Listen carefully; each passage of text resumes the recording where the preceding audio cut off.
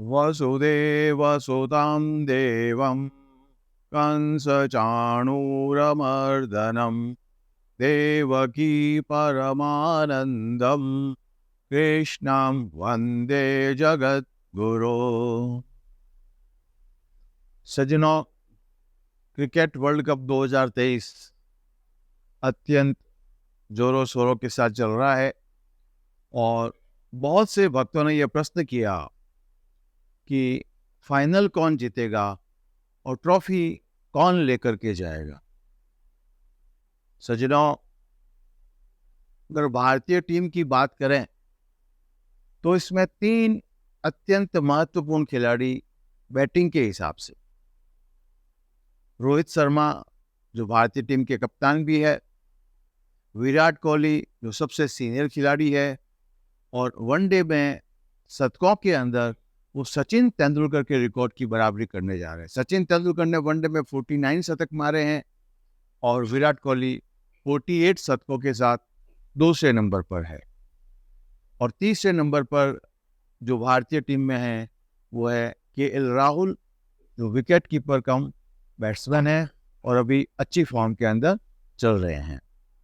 तो सज्जनों, अगर हम इन तीनों की कुंडली का अत्यंत सूक्ष्म तरीके से विश्लेषण करें, रोहित शर्मा की जन्म कुंडली का, विराट कोहली की जन्म कुंडली का और केएल राहुल की जन्म कुंडली का, और फिर एक कम्युलेटिव डिसीजन निकाला जाए, क्योंकि अगर ये तीनों बैट्समैन फॉर्म में हैं, हमारे बॉलर तो बहुत अच्छी फॉर्म में है, जसप्रीत बुमराह है, मोहम्मद शमी है, मोहम्मद सिराज है, हार्दिक पांड्या है, कुलदीप यादव है, रविंद्र जडेजा है, वो तो बहुत अच्छी फॉर्म में है। तो अगर ये 3 बैट्समैन अच्छी फॉर्म में चल गए तो फिर भारतीय टीम को कोई भी नहीं रोक सकता। तो रोहित शर्मा की जन्म कुंडली का मैं आपके साथ अध्ययन कर चुका हूं और मैं आपको बता चुका हूं। आज मैं आपके साथ विराट कोहली की जन्म कुंडली का अत्यंत सूक्ष्म तरीके के साथ विश्लेषण करना चाहूंगा। तो चलिए देखते हैं विराट कोहली की जन्म कुंडली के बारे में अत्यंत सूक्ष्म तरीके से, और फिर हम यह सोचेंगे और देखेंगे कि भारतीय टीम फाइनल जीत सकती है, ट्रॉफी उठा सकती है या नहीं। तो चलिए हम विराट कोहली की जन्म कुंडली का अध्ययन करते हैं। तो सज्जनों, आज हम विराट कोहली की जन्म कुंडली का अत्यंत सूक्ष्म तरीके से विश्लेषण करते हैं और देखते हैं कि नवंबर के महीने में इनकी क्या दशा रहेगी और ये कितना अच्छा परफॉर्म कर पाएंगे।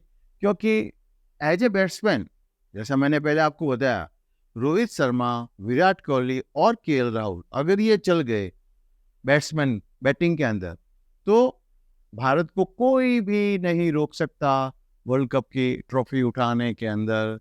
भारत ही वर्ल्ड कप जीतेगा अगर ये तीनों बल्लेबाज अच्छे चल गए तो आइए हम देखते हैं विराट कोहली की जन्म कुंडली का अत्यंत सूक्ष्म तरीके से विश्लेषण। देखिए सज्जनों, विराट कोहली की डेट ऑफ बर्थ है 5 नवंबर 88। आने वाली 5 तारीख को इनका जन्म दिवस है। न्यू दिल्ली में इनका जन्म हुआ था सुबह 10:28 सुबह का बर्थ है। उसके हिसाब से इनकी जन्म कुंडली जो बनती है वो धनु लग्न की बनती है। 9 नंबर का मतलब क्या है? धनु लग्न। धनु लग्न और मीन लग्न के स्वामी होते हैं बृहस्पति। यहां पर देखें, धनु लग्न क्या मतलब क्या है? धनु का मतलब क्या है? धनुष। यानी धनु लग्न के जो आदमी होते हैं ना, वो हमेशा जिंदगी में अपने लक्ष्य के प्रति सजग और सतर्क रहते हैं।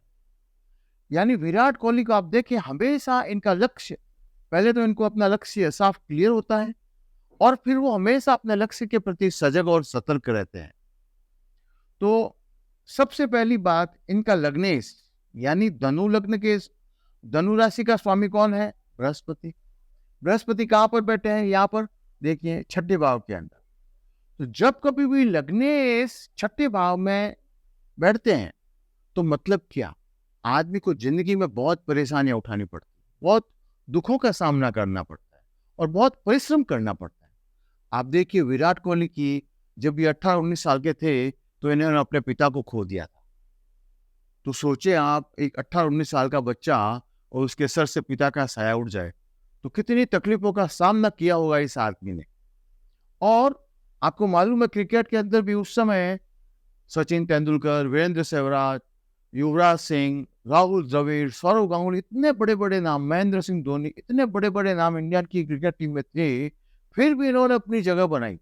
और आज इनकी बराबरी सचिन तेंदुलकर के साथ में की जाती है कि विराट कोहली सचिन तेंदुलकर से बड़े खिलाड़ी है या उसके बराबरी के हैं। यानी अब देखें, शतकों के मामले में वनडे में सचिन तेंदुलकर ने 49 शतक बनाए और ये 48 शतक बनाकर सचिन तेंदुलकर से सिर्फ एक शतक पीछे है और बहुत कम पारियां खेली है इन्होंने। यानी आप सोचे हैं कि यह आदमी विराट कोहली सचिन तेंदुलकर के बराबर, जिसको कि गॉड ऑफ क्रिकेट कहा जाता है, उसकी बराबरी के लेवल पर आना, तो कितना परिश्रम इस आदमी ने किया होगा अपनी जिंदगी के अंदर। तो ये क्या है, लग्नेश जब कभी भी छठे भाव में बैठता है तो ऐसा आदमी परिश्रम बहुत करना पड़ता है। अब देखें यहाँ पर दूसरा और तीसरा 10 और 11, यानी धनु, मकर और कुंभ राशि के स्वामी कौन होते हैं? शनिदेव। शनिदेव कहाँ पर बैठे हैं? लगन के अंदर। तो लगन के अंदर द्वितीयेश और तृतीयेश यानी धनेश और पराक्रमेश का लग्न भाव में बैठ जाना बहुत बड़ा योग होता है। यानी इनको कभी धन की कमी नहीं रहेगी और ये हमेशा पराक्रमी रहेंगे। और सबसे विलक्षण बात, शनिदेव अपनी तीसरी दृष्टि से यहाँ पर अपने तीसरे भाव को यानी पराक्रम भाव को शनिदेव खुद देख रहे हैं। इसका मतलब क्या कि ये आदमी अपनी जिंदगी में बहुत ज्यादा पराक्रमी हो। तो ये देख लें, ये अपनी फिटनेस फ्रीक के लिए जाने जाते हैं। कितने फिट रहते हैं ये देखें। तो जब कभी भी तीसरे घर का स्वामी लग्न में बैठता है, पराक्रम है इसका लग्न में बैठ जाना, और स्पेशली जब वो शनि होता है, क्योंकि शनि तीसरी और 10वीं दृष्टि से भी देखते हैं। देखिए सभी ग्रह जो है ना वो अपनी 7वीं दृष्टि से पूर्ण देखते हैं, और शनिदेव तीसरी और 10वीं, बृहस्पति 5वीं और 9वीं, और मंगल 4थी और 8वीं दृष्टि से भी देखते हैं। सज्जनों, विराट कोहली की कुंडली के साथ साथ मैं आपको ज्योतिष सीखना भी सिखा रहा हूँ। आप ज्योतिष की बातें भी सीख सकते हैं, बहुत महत्वपूर्ण बातें हैं ये। तो यह एक बहुत बड़ा अपने आप में योग है कि तृतीय का लग्न में और स्पेशली शनिदेव का बैठ जाना और शनिदेव का अपनी तीसरी दृष्टि से पराक्रम भाव को देखना, तो ये इनको बहुत ज्यादा पराक्रमी बनाता है।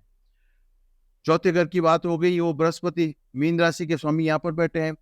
अब 5वीं राशि मंगल के यहाँ पर कौन है? मेष राशि है। तो मेष राशि के स्वामी कौन होते हैं? मंगल होते हैं। और मंगल कहाँ पर बैठा है? यहाँ पर चौथे घर के अंदर। और यहाँ पर एक बड़ी बात क्या है, देखें आप, मंगल और चंद्रमा का आपस में संबंध है। मंगल और चंद्रमा एक दूसरे के आमने सामने है। मंगल बैठा है चौथे घर में, चंद्रमा बैठा है 10वें घर के अंदर। तो मंगल और चंद्रमा जब आमने सामने होता है तो ये एक बहुत बड़ा लक्ष्मी योग होता है। तो आपको मालूम है ये कितने लक्ष्मीवान है।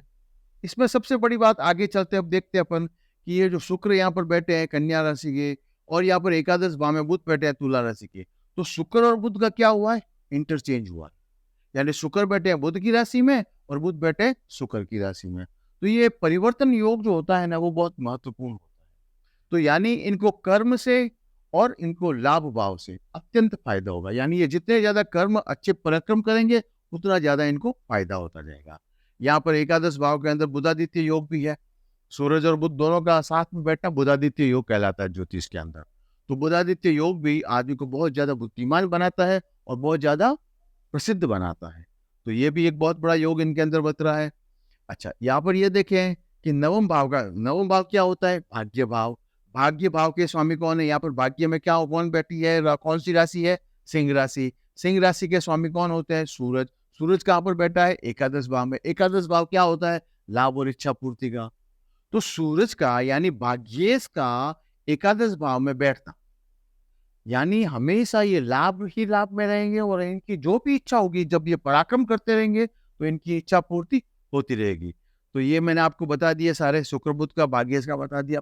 अब जो मेन दशा, अपना पॉइंट क्या था कि वर्ल्ड कप की ट्रॉफी कौन उठाएगा, तो ये सब तो मैंने इनकी विराट कोहली के बारे में बताया।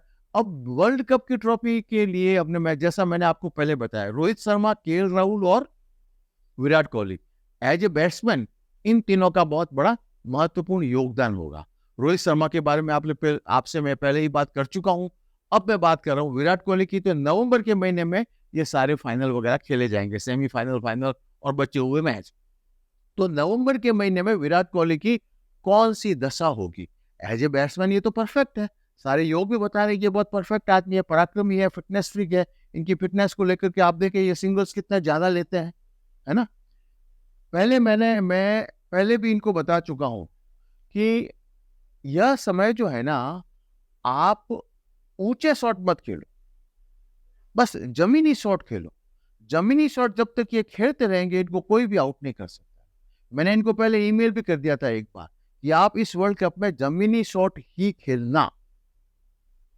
ऊंचे शॉट जब कभी भी लूज बॉल आए तो ही आप ऊंचे शॉट खेलो, नहीं तो कोई भी ऊंचे शॉट रिस्क लो ही मत आप। अभी इंग्लैंड के खिलाफ क्या हुआ, ये 9 बॉल में रन नहीं बना सके तो इन्होंने क्या हुआ, ये जल्ला उठे और जलाने के चक्कर में इन्होंने ऊंचा शॉट खेला, आउट हो गए। ऊंचा शॉट तो इनको बिल्कुल ही नहीं खेलना है और बृहस्पति का इनको उपाय करना है। इनको मैं पहले बता चुका हूं एक बार कि बृहस्पति का उपाय करना है और ऊंचे शॉट इस वर्ल्ड कप में तो स्पेशली खेलना ही नहीं है, तो फिर इनको कोई आउट ही नहीं कर सकता है।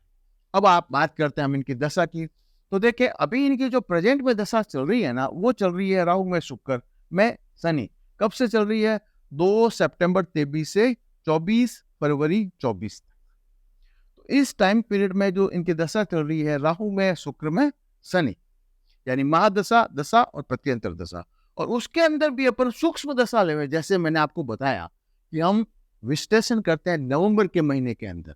तो नवंबर के महीने में 3 नवंबर से लेकर के 2 दिसंबर तक, तब तक वर्ल्ड कप का सेमीफाइनल भी हो जाएगा और फाइनल भी हो जाएगा, इनकी दशा चलेगी 3 नवंबर 23 से 2 दिसंबर 23 तक, राहु में शुक्र में शनि में शुक्र। अब हम बात करते हैं कि शुक्र शनि ये कहां पर विराजमान है। तो शुक्र देखिए कहां पर विराजमान है, दशम भाव, कर्म भाव। और शनि कहां पर विराजमान है, लगन में। तो बेसिकली अगर, और लग्न भाव ये राशि कहां पर देख रहा है, तृतीय इसको, पराक्रम भाव को। तो अगर इन्होंने जमीनी शॉट खेले तो इनको कोई आउट नहीं कर सकता। तो ये जो दशा बता रही है, ये दशा बता रही है इस वर्ल्ड कप में और इस दशा में 3 नवंबर से लेकर 2 दिसंबर तक इनको आउट करना बहुत मुश्किल हो, बहुत ही ज्यादा।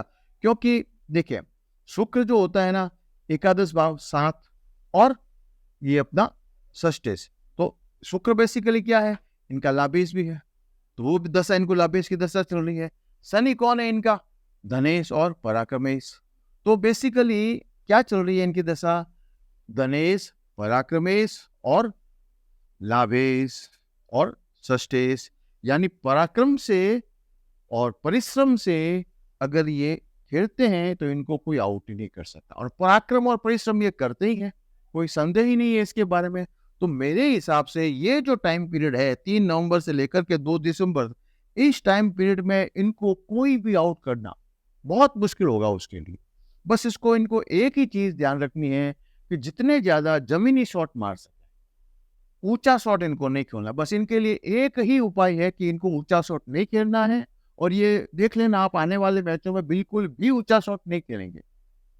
और इसके हिसाब से, और जैसा मैंने रोहित शर्मा की जन्म कुंडली का भी अध्ययन किया और आज विराट कोहली का भी, तो ये दोनों कुंडलियां यही बताती है कि इंडिया की वर्ल्ड कप जीतने की जो परसेंटेज है वो बहुत ज्यादा है, प्रबल दावेदारी है इंडिया की वर्ल्ड कप जीतने की। फाइनल में मैं आपके साथ यही कहना चाहूंगा कि हो ये सो जो राम रचिया का, मैं विश्लेषण कर सकता हूं और बता सकता हूं कि प्रबल दावेदारी किसकी है। तो इसके हिसाब से प्रबल दावेदारी इंडिया ही वर्ल्ड कप जीतेगा। परंतु अंत में फाइनल हो ये सोई जो राम रचिया का। नेक्स्ट वीडियो में मैं आपके साथ केएल राहुल की जन्म कुंडली का अति सूक्ष्म तरीके से विश्लेषण करूंगा और फिर मैं आपको बताऊंगा कि क्यों मैं आपको बार बार कह रहा हूं कि इंडिया ही वर्ल्ड कप जीतेगा। आज के लिए इतना ही, आगे के वीडियो में मिलते हैं। जय श्री कृष्ण, जय गुरुदेव।